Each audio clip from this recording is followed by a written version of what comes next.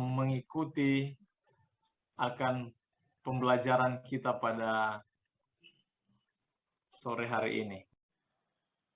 Yang sudah kita umumkan dari kemarin, dan semoga kita semua boleh mendapatkan berkat dari pelajaran pada sore hari ini. Judul yang kita ambil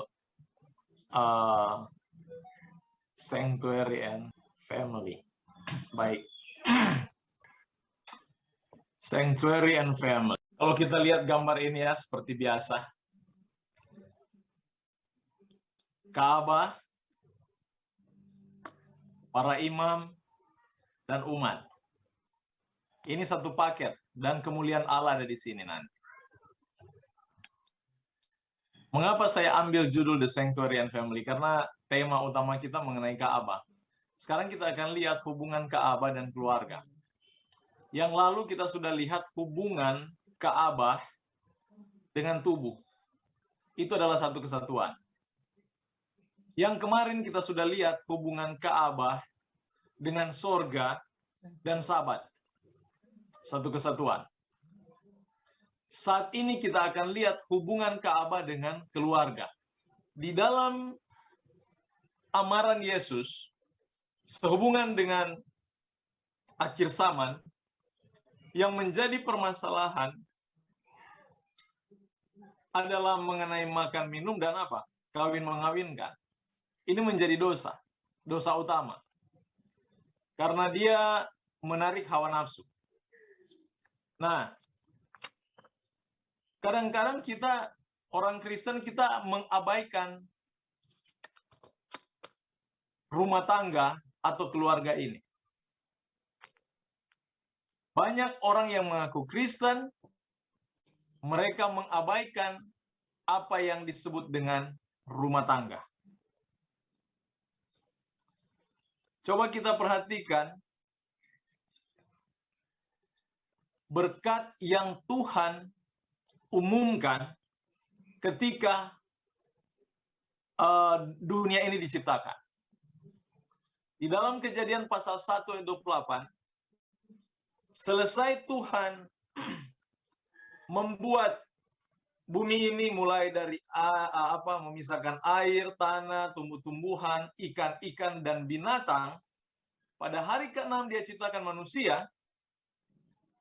Selesai dia ciptakan manusia, dia katakan begini, Allah memberkati mereka. Lalu Allah berfirman kepada mereka, beranak cuculah, dan seterusnya. Di ayat 2, pasal 2 ayat 3, hari ke-7, Tuhan berhenti. Muncul lagi bahasa yang sama. Allah memberkati hari ke-7. Jadi, di antara keluarga, rumah tangga, dan hari ke-7, bagi Tuhan itu penting. Karena muncul pemberkatan, Tuhan yang memberkati secara langsung. Ini penting bagi Tuhan. Tapi tidak penting bagi manusia yang berdosa. Kalau kita mencintai Tuhan, kita akan lihat betapa pentingnya hal ini. Dan ini begitu sangat-sangat serius di mata Tuhan. Sakral. Makanya saudara perhatikan 10 hukum ini yang saya ambil dari Keluaran pasal 20. Ini yang Yesus jabarkan. Terhadap hukum inilah seluruh isi hukum Taurat. Ini yang Yesus jabarkan. Yaitu hukum kasih yang dijabarkan kepada kasih kepada Allah dan kasih kepada siapa? Manusia. Betul kan? Lihat ini, kalau kasih kepada Allah, pasti saudara tidak akan ada ilah lain di luar Tuhan. Kalau saudara kasih kepada Allah, saudara tidak akan menyembah apapun di luar Tuhan. Kalau saudara kasih kepada Allah, saudara pasti akan menghormati namanya. Kalau saudara kasih kepada Allah, saudara akan ingat bahwa hari Sabat itu adalah milik Allah. Oke? Ini pernyataan kasih kepada Allah. Ini kasih kepada manusia. Kalau kita mengasihi sesama, kita akan hormati ayah dan ibu, orang tua.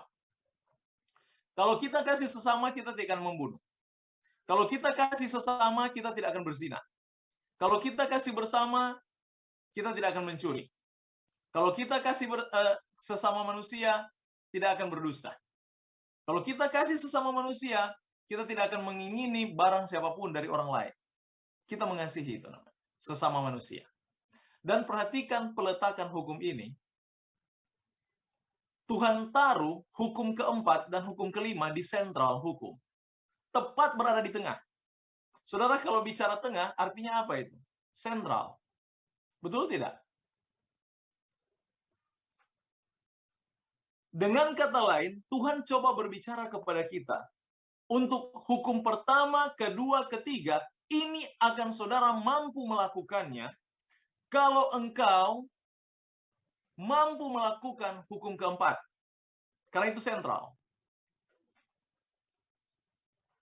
Kita boleh mampu melakukan hukum pertama, tetapi belum tentu 2, 3, dan 4 kita mampu.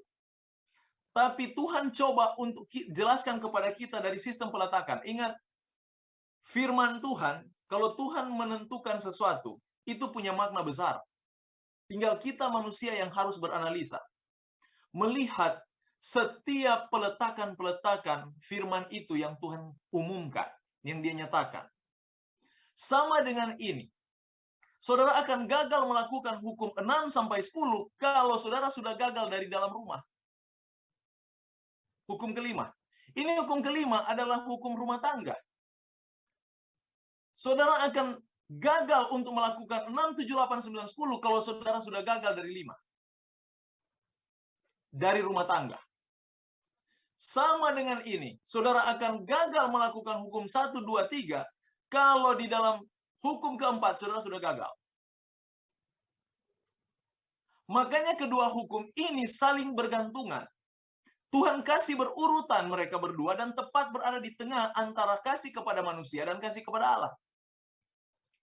Dan bagaimana Tuhan memberkati? Ketika Tuhan memberkati, itu sementara menyatakan hadirat.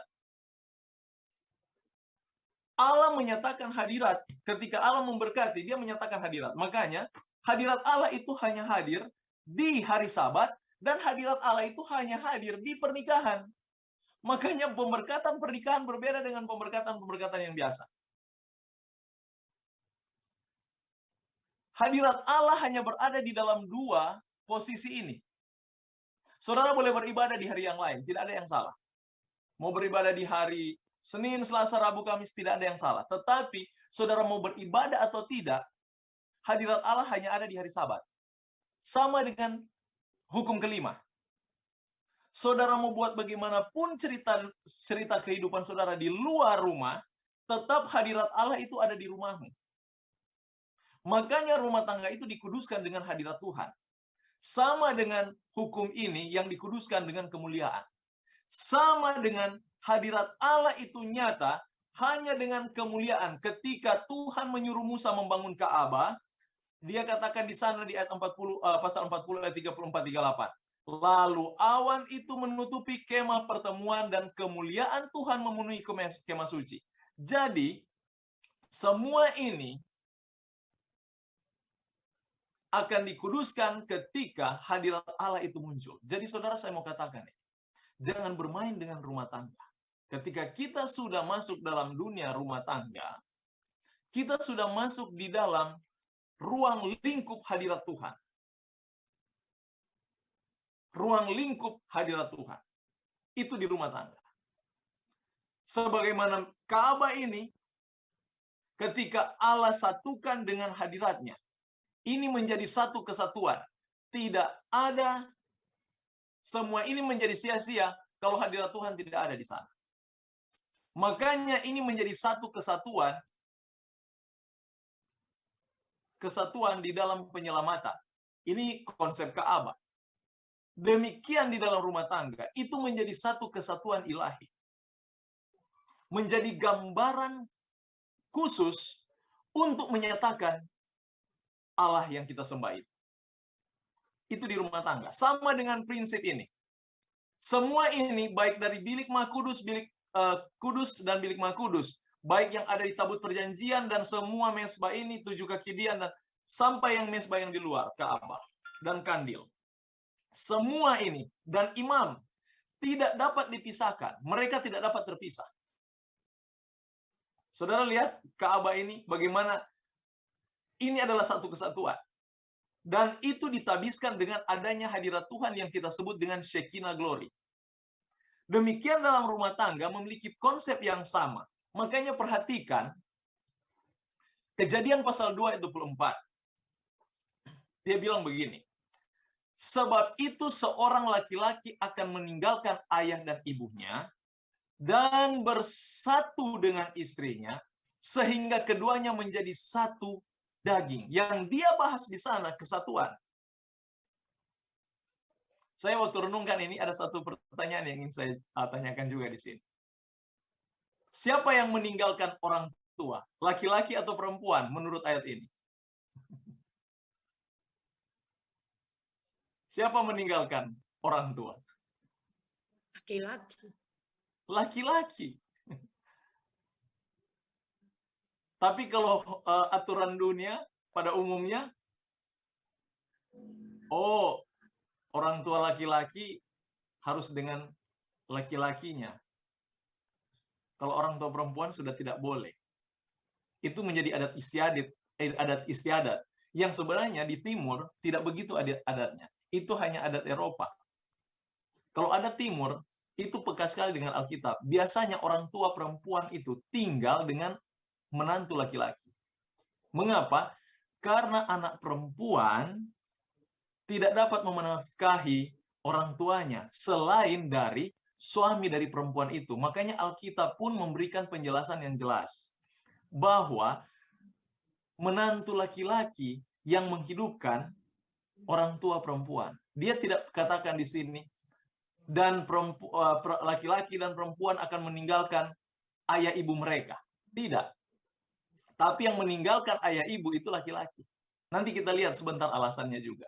Karena ini mengandung makna teologia Kristus. Maksudnya, sebagaimana Tuhan meninggalkan rumah bapaknya dan pergi dengan jemaatnya. Demikian konsep yang sama dalam rumah tangga. Sebenarnya ini cerita rumah tangga ini atau menggambarkan Allah. Makanya dalam kitab Maleakhi dia katakan bahwa persatuan itu adalah persatuan ilahi. Perhatikan doa Yesus. Supaya mereka semua menjadi satu, sama seperti Engkau ya Bapa, di dalam aku dan aku di dalam Engkau, agar mereka juga di dalam kita, supaya dunia percaya bahwa Engkau yang telah mengutus aku. Konsep antara Ka'bah dan imam dan hadirat Allah adalah konsep kesatuan. Konsep rumah tangga juga menggambarkan konsep kesatuan ilahi. Konsep hari Sabat itu adalah melambangkan konsep kesatuan sorgawi. Saudara akan melihat warna sorga kalau hari Sabat itu dikuduskan sebetul-betulnya, sebenar-benarnya. Karena di sana ada mengandung janji. Itu dicatat dalam Yesaya pasal 58 ayat 13 dan 14. Ada yang bisa membacanya? Tolong coba baca dulu itu. Yesaya pasal 58 ayat 13 dan 14. Dia mengandung janji.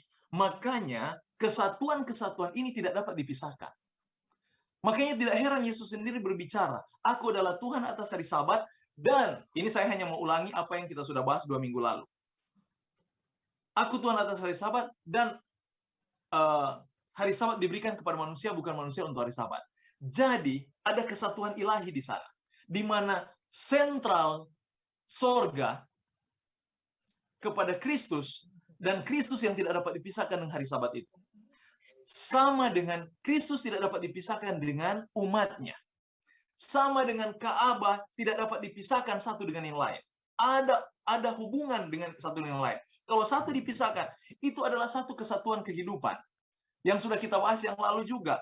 Bahwa tubuh, jiwa, dan roh adalah satu kesatuan yang tidak dapat dipisahkan. Berani kita pisahkan, kita akan masuki satu doktrin yang lain di sana. Doktrin yang kita kenal dengan doktrin spiritisme. Dan setan mencoba memisahkan semua ini. Padahal prinsipnya tidak dapat kita pungkiri. Prinsipnya adalah bagaimana Tuhan ingin menyatakan dirinya. Makanya dalam rumah tangga ini pun kita bisa melihat keesaan Trinitas. kita boleh melihat keesaan Trinitas. Jadi sebagaimana Yesus mendoakan murid-murid, mendoakan seluruh pengikutnya, supaya menjadi satu dengan Allah, bahwa Yesus dan umat tidak dapat dipisahkan. Demikian gambaran yang ditulis oleh Paulus dalam kitab Efesus. Dia katakan begini, hai suami, kasihilah istrimu, sebagaimana Kristus telah mengasihi jemaat, dan telah menyerahkan dirinya baginya untuk menguduskannya. Perhatikan bahasa yang digunakan. Menyerahkan dirinya baginya untuk menguduskannya, menguduskan jemaat itu. Sesudah ia menyucikan dengan memandikannya dengan air dan firman, supaya dengan demikian ia menempatkan jemaat di hadapan dirinya dengan cemerlang tanpa cacat atau kerut atau yang serupa itu, tetapi supaya jemaat kudus dan tidak bercela. Fungsi Yesus dengan umat adalah satu pernikahan yang untuk pengudusan. Fungsi rumah tangga digambarkan sama dengan hubungan antara Yesus dengan umat. Yang ditekankan dalam rumah tangga itu adalah pengudusan. Itu yang ditekankan dalam rumah tangga. Pengudusan. Makanya kita dalam rumah tangga jangan main-main. Karena dia mencerminkan keilahian. Dalam Maliaki pasal 2 ayat 15, saudara lihat perikop ini. Dalam cerita ini, Tuhan sendiri katakan, bukankah Allah yang esa, Allah yang satu itu, Allah yang Trinitas, keesaan dari Tritunggal, menjadikan mereka daging dan roh. Dan apakah yang dikehendaki kesatuan itu? Ini dia sementara bahas mengenai rumah tangga. Baca konteks Maliaki pasal 2 ayat 15 ini. Dia berbicara mengenai rumah tangga. Apa yang dikehendaki? Apa tujuan dari rumah tangga? Keturunan ilahi. Berarti kalau dia bicara keturunan ilahi, dia berbicara mengenai kesatuan ilahi. Jadi rumah tangga itu adalah wujud dari hadirat Allah. Makanya setan berusaha untuk hancurkan hari Sabat dan hancurkan rumah tangga. Dua lembaga ini yang Tuhan bentuk dari Eden, yang menjadi sasaran setan. Kalau dia berhasil hancurkan rumah tangga dan Sabat, dia berhasil mengaburkan pandangan manusia mengenai siapa Allah kita. Saudara lihat bagaimana dia bekerja? Demikian sistem Ka'bah ini Tuhan arahkan kepada manusia supaya juga, perhatikan di dalam kitab Keluaran Tuhan bilang begini sama Musa. Bangun Ka'bah supaya aku hadir di antara mereka. Ini menyatakan Immanuel. Tuhan akan bersatu dengan umat, menjadi kesatuan. Dan itu cita-cita Tuhan. Dia tidak mau terpisah dengan manusia. Konsep ini dia tanamkan di dalam konsep rumah tangga. Supaya di mana Tuhan dan umatnya tidak dapat dipisahkan. Suami dan istri menjadi kesatuan yang tidak dapat dipisahkan. Rumah tangga ini menjadi gambaran mengenai keesaan ilahi. Makanya untuk apa katanya kesatuan rumah tangga itu dia bilang? Untuk keturunan ilahi. Untuk pernyataan siapa Tuhan kita. Makanya kalau kita rumah tangga hancur, perhatikan doktrin-doktrin yang setan kembangkan di dalam dunia-dunia di luar kita, luar Alkitab, yang ditanamkan di sana untuk memiliki istri lebih dari satu. Poligami. Buat apa itu? Karena dia mencoba untuk menghancurkan prinsip yang sudah Tuhan bentuk dari surga. Itu adalah prinsip ilahi. Tetapi setan berusaha untuk membongkar sistem ini. Apa yang dimaksud dengan hubungan ilahi? Karena ini dia bicara mengenai keturunan ilahi, berarti ada hubungan ilahi di sana. Ada kesatuan ilahi di sana. Jadi sementara kita rumah tangga, kita sementara memantulkan keilahian Tuhan kita. Perhatikan dalam kitab Ibrani pasal 13 ayat 4, dia katakan begini, hendaklah kamu semua penuh hormat terhadap perkawinan. Penuh hormat terhadap perkawinan. Artinya jangan main-main dengan hal ini. Karena ini adalah hal yang serius di hadapan Tuhan. Jangan kamu mencemarkan tempat tidur. Harus ada hormat. Banyak suami-suami ini untuk para lelaki, apalagi yang masih muda. Saya juga masih muda. Tapi saya waktu belajar ini, mengenai rumah tangga sehubungan dengan hubungan rumah tangga. Itu menjadi banyak pergumulan dan banyak pertimbangan yang saya coba untuk memperbaharui kehidupan untuk bertumbuh dengan Kristus. Dia katakan, jangan kamu mencemarkan tempat tidur. Banyak orang menggunakan atas nama suami, tetapi istrinya dijadikan sebagai budak seks. Dan ini yang menjadi kesalahan. Makanya amaran ini muncul. Jangan jadikan pernikahan itu, perkawinan itu, sehingga tempat tidurmu menjadi cemar. Alasan begini. Pernah saya bahas ini dia di satu seminar, dan ada anggota dia bilang begini. Pendeta, kan pernikahan dengan pernikahan itu kudus. Pernikahan itu kudus.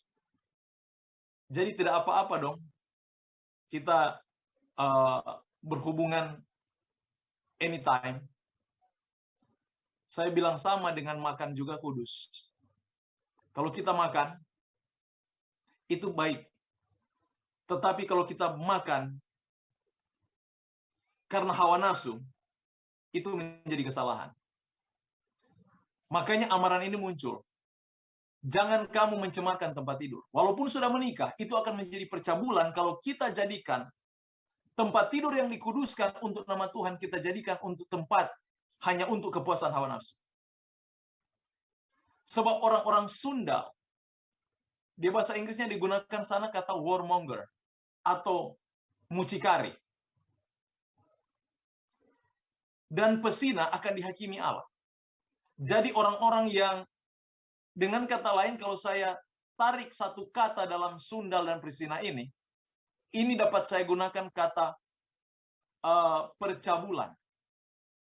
Karena dalam Alkitab percabulan sama dengan penyembah berhala. Konsepnya sama.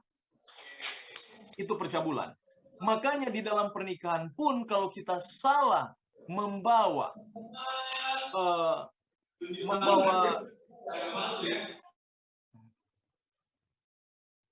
kalau dalam pernikahan pun kita salah di dalam membawa wibawa makna utama pernikahan itu, kita akan dipandang berdosa oleh Tuhan.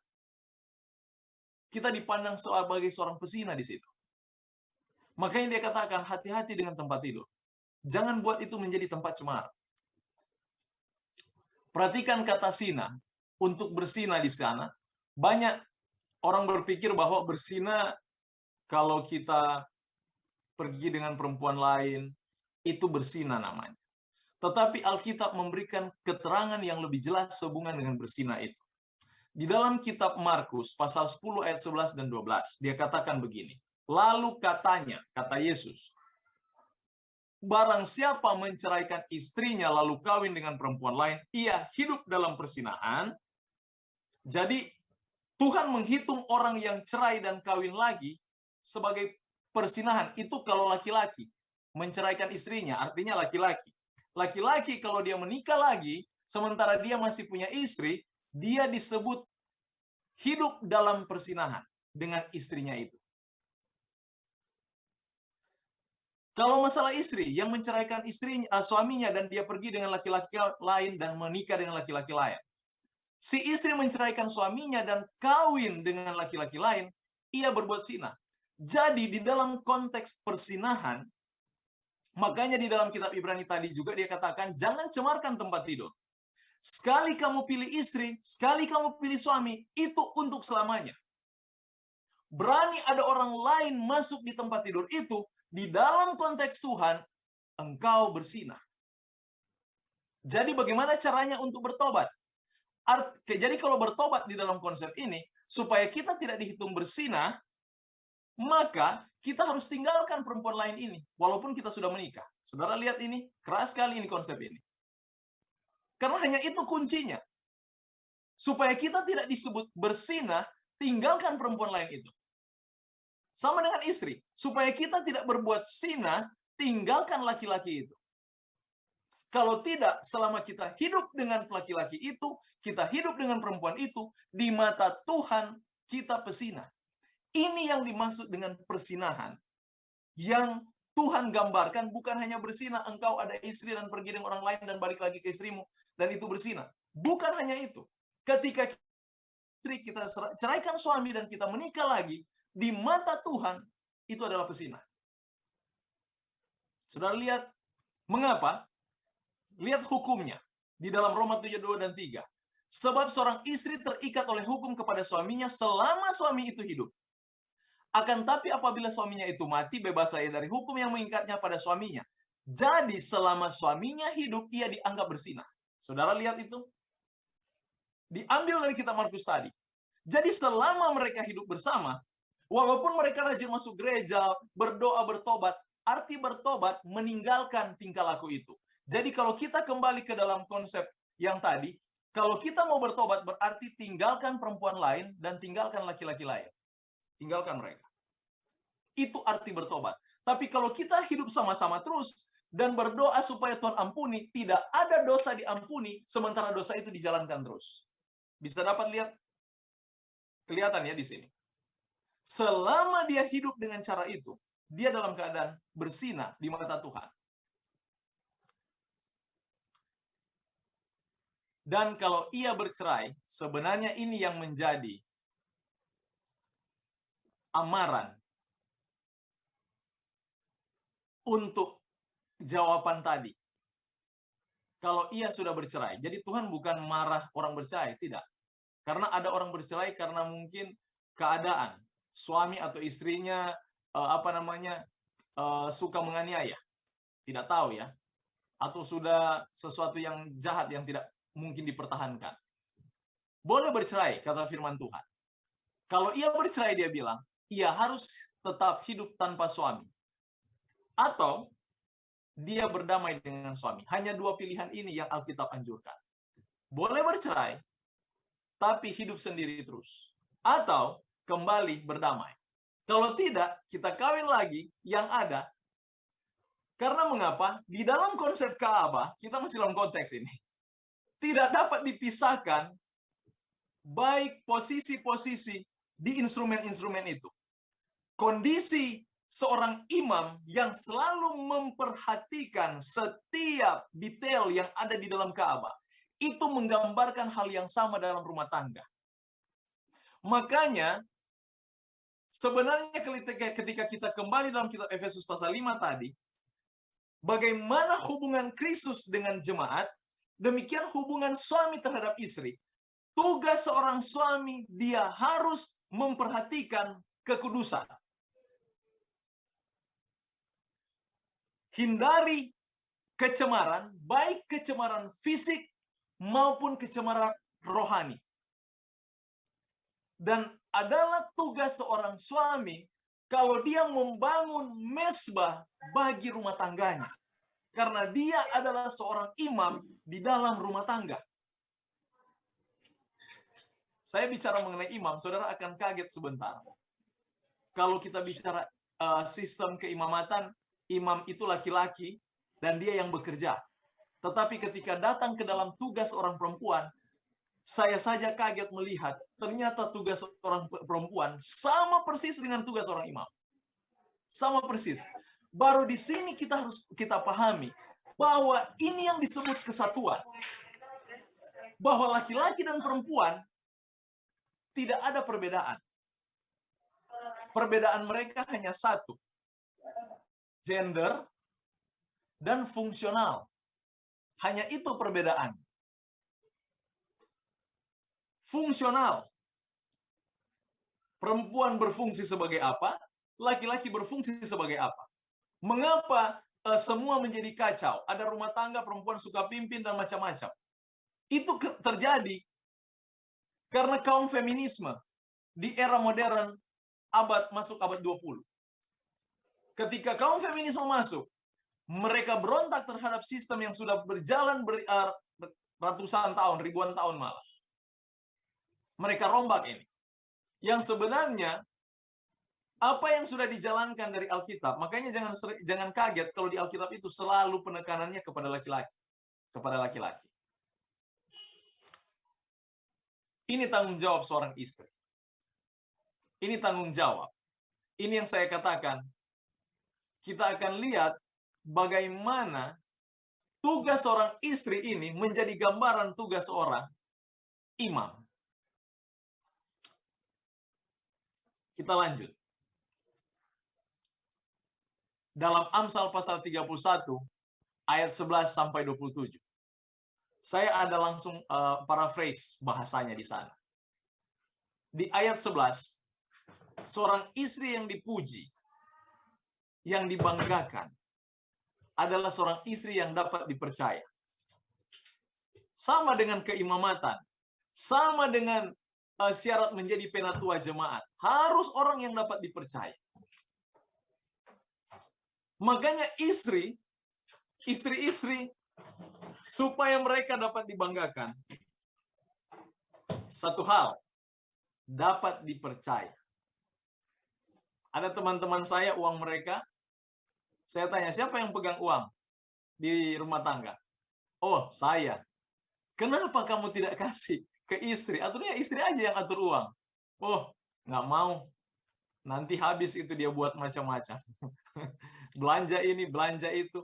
Artinya dia sudah tidak percaya istrinya. Pastikan istri itu dapat dipercaya. Supaya uang pun bisa masuk untuk para istri. Ayat 12. Dia seorang yang baik kepada suami. Mengurus suaminya. Dengan kata lain, jangan terlalu kasar dengan suami. Di ini segala sesuatu detail. Persis dengan apa yang dilakukan oleh imam ketika dia memperhatikan sumbu dari lampu, minyak dari lampu, roti yang disiapkan setiap pagi. Pekerjaan imam melukiskan pekerjaan seorang istri. Dan ini diungkapkan oleh Amsal Salomo dalam kitab Amsal pasal 31 ini. Makanya istri, banyak saya lihat, saya bisa contohi di sini, saya tahu di sini ada ibu-ibu ya, saya senang melihat. Mereka adalah istri-istri bagi suami, makanya saya berpikir, saya dengan istri saya juga, kita harus contohi mereka. Mereka sangat baik kepada suami mereka.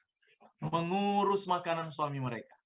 Saya ingat oma saya, dia pesan sama istri saya, waktu kami menikah.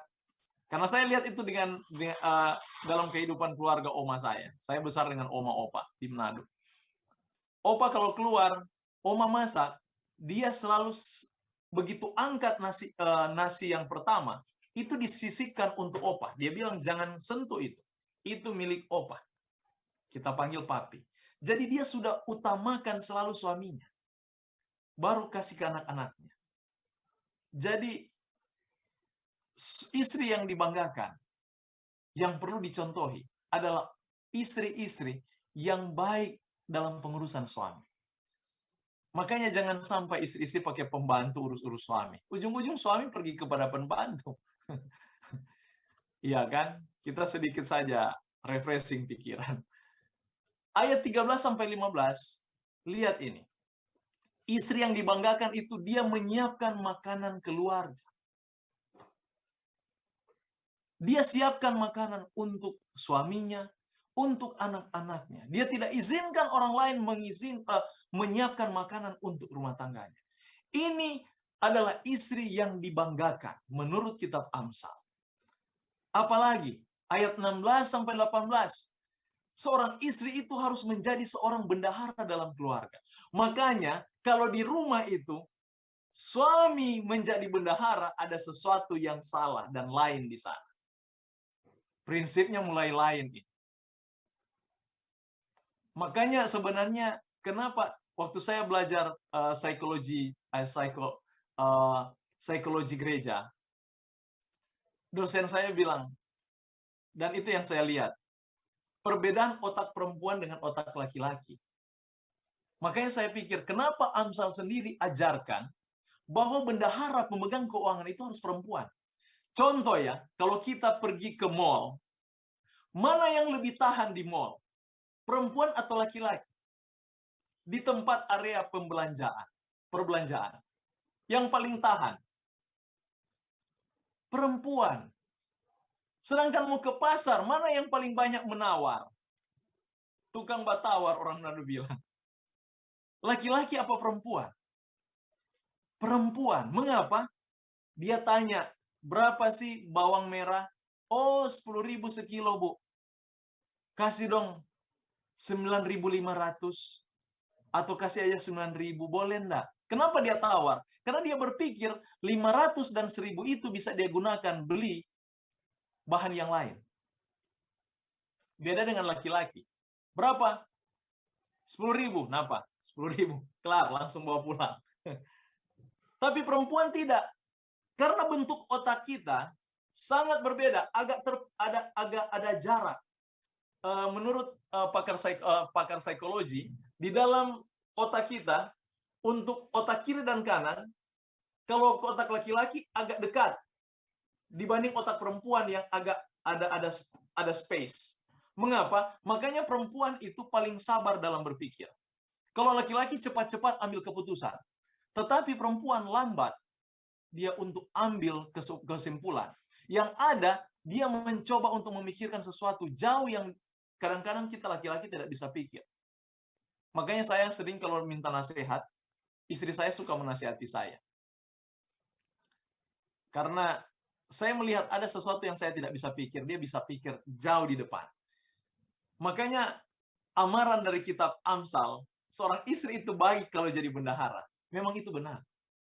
Supaya dia bisa mengatur sistem keuangan yang lebih tepat. Apalagi kalau istri itu seorang yang akuntansi, accounting. Dan ayat 19 sampai 20. Dia menjadi seorang penghubung yang baik dengan masyarakat. Hubungan yang baik antara tetangga itu ditentukan bukan oleh suami, oleh seorang istri.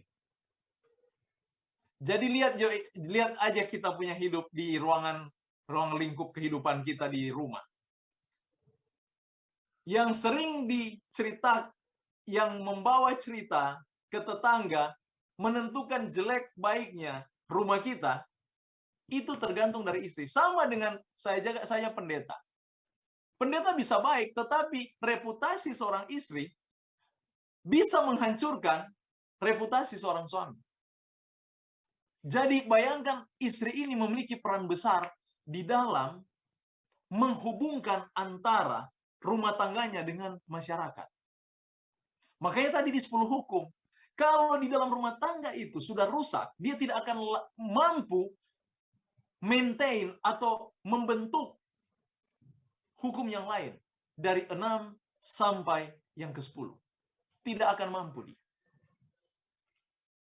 Ayat 21 sampai 22, istri itu menjadi seorang pelindung di masa kesukaran.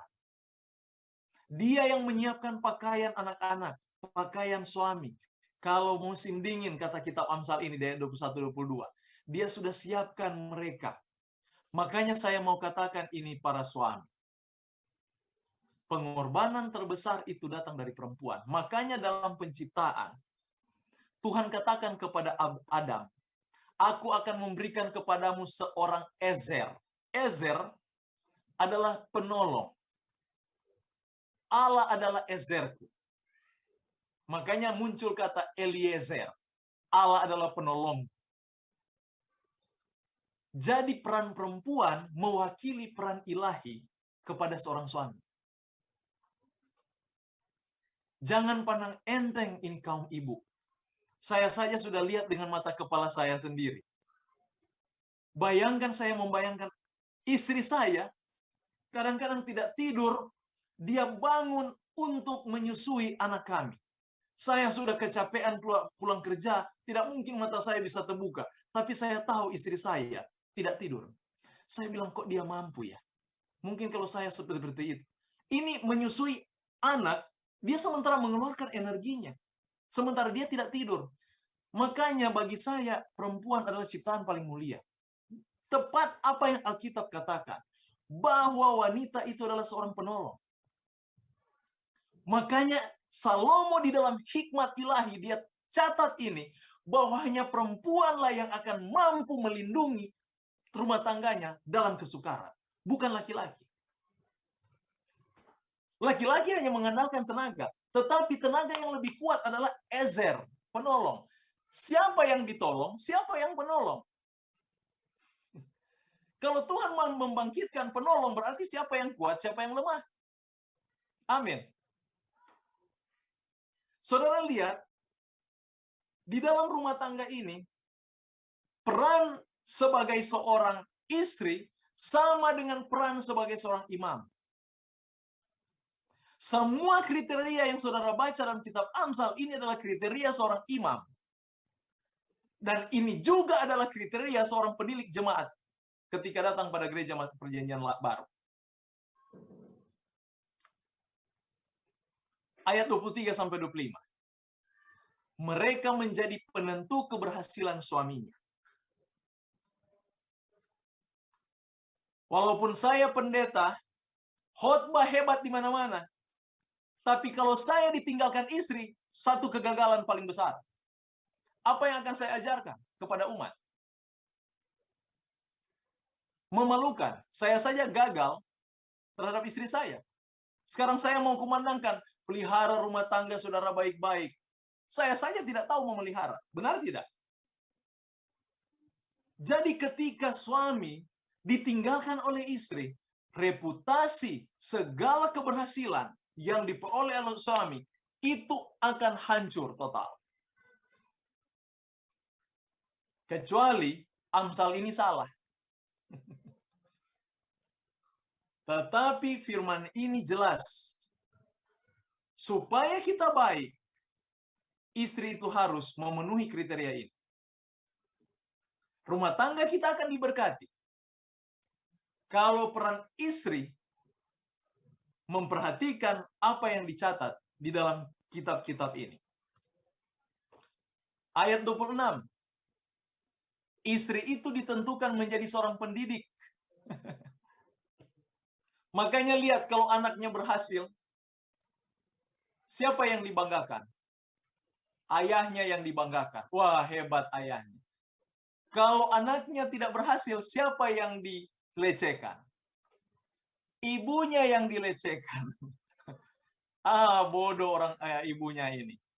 Mamanya. Karena penentuan pendidikan, menurut kitab Amsal, pendidikan seorang anak ditentukan oleh seorang ibu. Makanya, perhatikan baik-baik cerita Lukas. Siapa yang membesarkan Yesus? Ayahnya atau ibunya? Yang paling banyak berperan. Perhatikan cerita Yesus dalam kitab Lukas. Siapa yang paling banyak peran di dalam kitab Lukas? Karena hanya kitab Lukas yang menceritakan bagaimana Yesus itu dibesarkan. Yang berperan aktif adalah ibunya. Bukan Yusuf. Siapa yang berhasil mendidik Musa menjadi seorang nabi dan menjadi seorang pembesar dan sekarang ada di tahta sorga, ada bersama dengan Yesus di sorga? Siapa yang berhasil mendidik dia untuk dapat meninggalkan kekayaan Firaun dan bersusah dengan umat Tuhan, namun dia mendapatkan kemuliaan yang lebih besar? Siapa yang berhasil mendidik dia? Menurut catatan Alkitab, saya mau katakan ini, Alkitab lebih sering mendominasi kepada laki-laki. Tetapi dalam cerita-cerita khusus, seperti membesarkan Musa, yang diangkat ibunya, bukan ayahnya. Demikian cerita Samuel, yang menjadi dominasi cerita di situ adalah ibunya, bukan ayahnya. Jadi banyak cerita-cerita dalam Alkitab, keberhasilan-keberhasilan orang-orang yang beriman, oleh karena ibu. Makanya pendidikan utama bukan di sekolah, tapi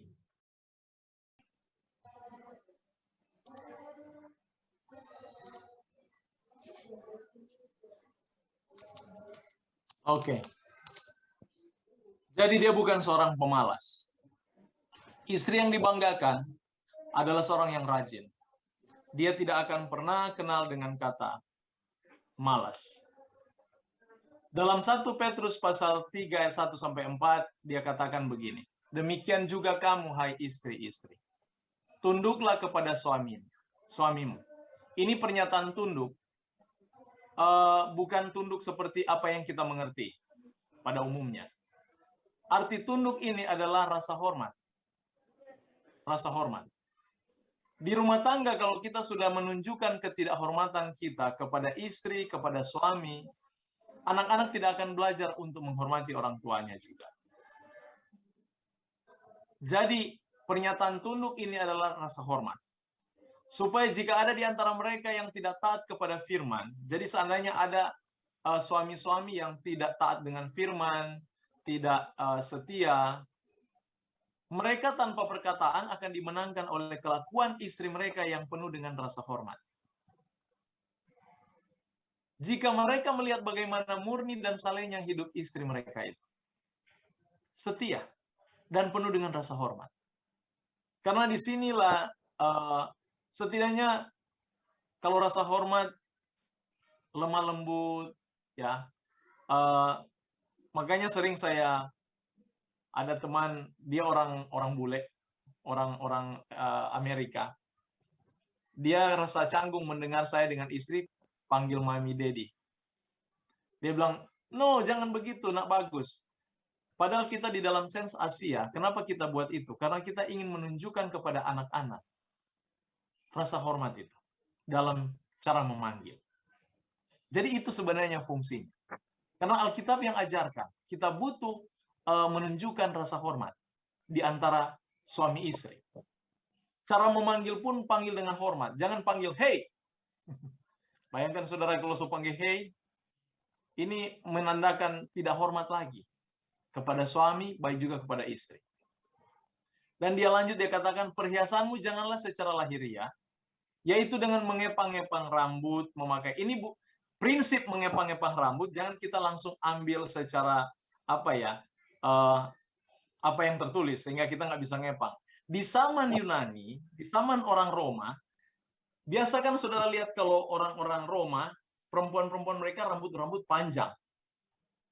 Panjang bukan hanya panjang segini sampai di bagian belakang, di bokong belakang, panjang sekali. Dan di zaman itu, kalau mau kepang rambut mereka, mereka perlu pembantu dan dibayar. Makanya untuk mengepang rambut di zaman itu adalah pekerjaan yang mahal. Kalau sekarang kita mungkin pakai salon ya, ada orang salon, atur khusus rambut.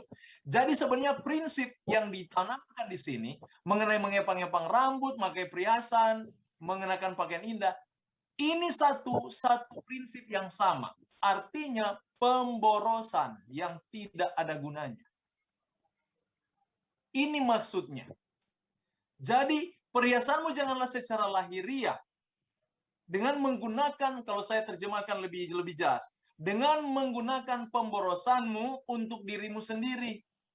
Ini kan semua tindakan ini adalah pemborosan untuk diri sendiri.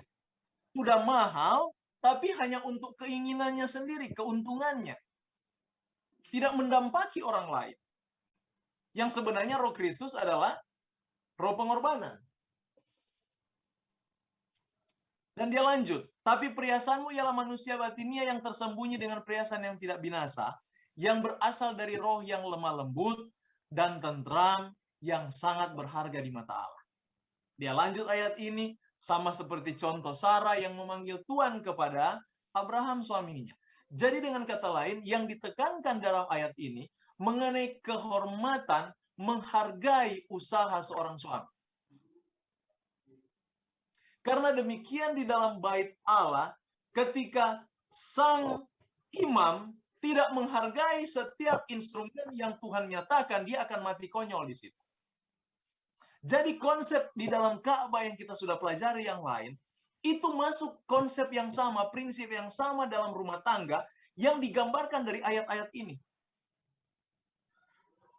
Mengapa tidak boleh ada perceraian?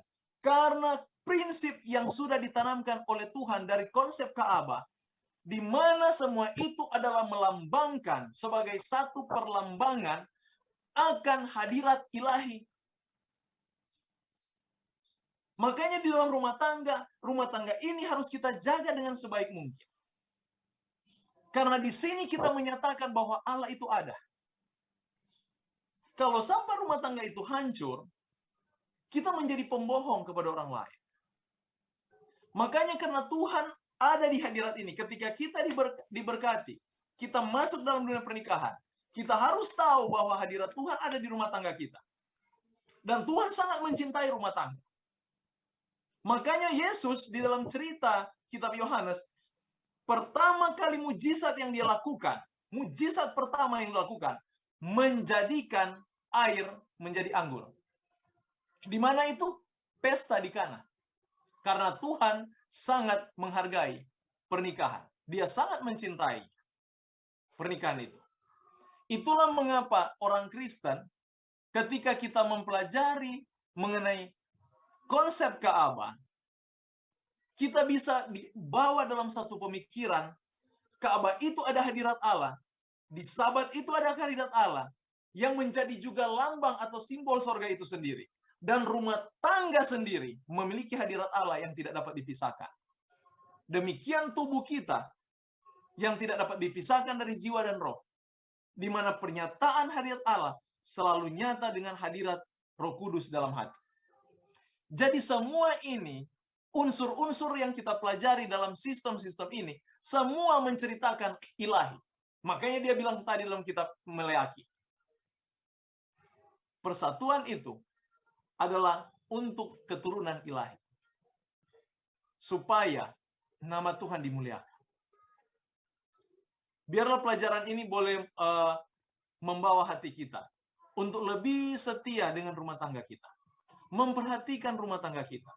Melihat dengan mata rohani bahwa hadirat Yesus ada di tengah-tengah saudara dan saya. Di tengah-tengah rumah tangga yang Tuhan sudah berikan. Untuk itu adalah tugas seorang istri, seorang suami, untuk membawa setiap pandangan rumah tangganya, orang-orang yang ada dalam rumahnya, ditarik kepada Kristus. Itu fungsi utama dalam rumah tangga. Karena dia katakan, aku akan hadir di tengah-tengahmu. Dialah yang disebut dengan Immanuel. Jadi konsep Immanuel sudah ada dari perjanjian lama dalam konsep Ka'bah. Demikian konsep itu sudah ditanamkan dalam bentuk rumah tangga.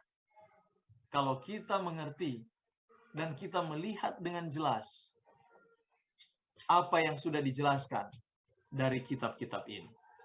Biarlah nama Tuhan dimuliakan bagi kita semua. Hendaklah kita boleh lebih cinta dengan orang-orang di rumah kita, suami istri kita. Persiapkan rumah tangga kita untuk kedatangan Tuhan yang kedua kali. Saya berdoa dalam nama Yesus. Amin.